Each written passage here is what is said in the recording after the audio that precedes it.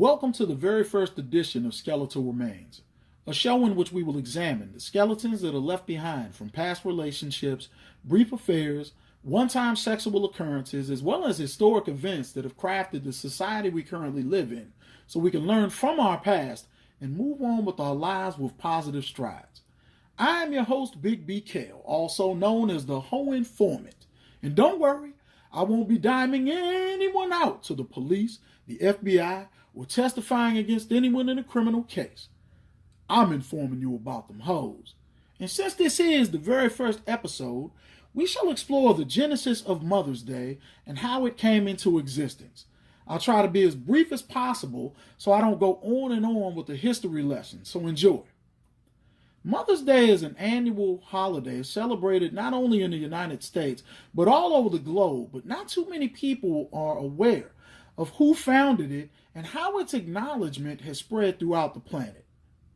The very woman who created the concept of Mother's Day, Anna Jarvis, did so to honor the memory of her own mother and countless women that she witnessed in the Episcopal community she came from in West Virginia.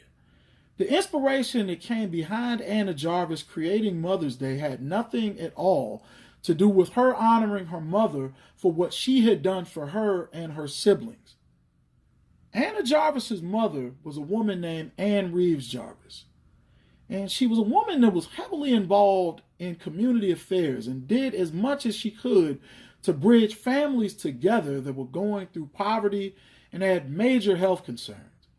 Another thing that she did was care for veterans of the Civil War who were suffering from PTSD and many things that just hadn't been medically diagnosed at that time in history. She urged all of the women's groups who were at odds with one another due to the loyalties that they had to the Union or the Confederacy to unite and provide care for all of the surviving men who were living casualties of the war. When Anna Jarvis was a young girl growing up, she stood right alongside her mom and these other women, helping care for these men long after the Civil War had already ended, going well into the 1870s. These men were amputees, gunshot survivors, permanently blinded from shrapnel and bombing blasts, etc.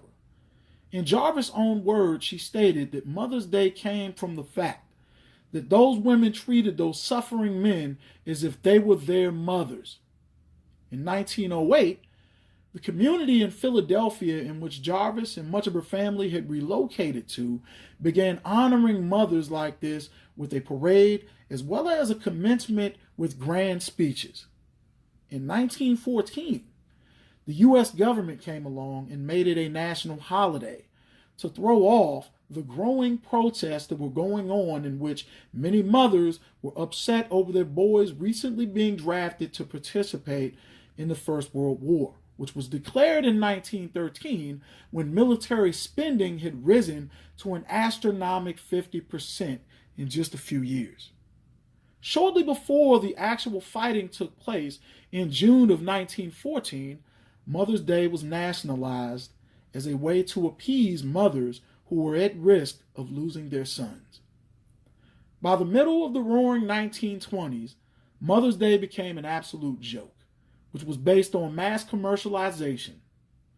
The floral industry and card companies like Hallmark were reaping all the financial rewards, and what was worse was the fact that any woman who laid flat on her back for the sake of sexual gratification and never so much as fixed her own child a peanut butter and jelly sandwich felt entitled to receive honor, adulation, and praise. This infuriated Anna Jarvis, which is why she protested Mother's Day, her own creation, until the day that she died. Just thought that you all should know that the next time that you run to a store and grab flowers, cards, and candy in the middle of May for women who are not only callous and negligent to the plight of the men around them, but their own children. Happy Momma'S Day, sucker.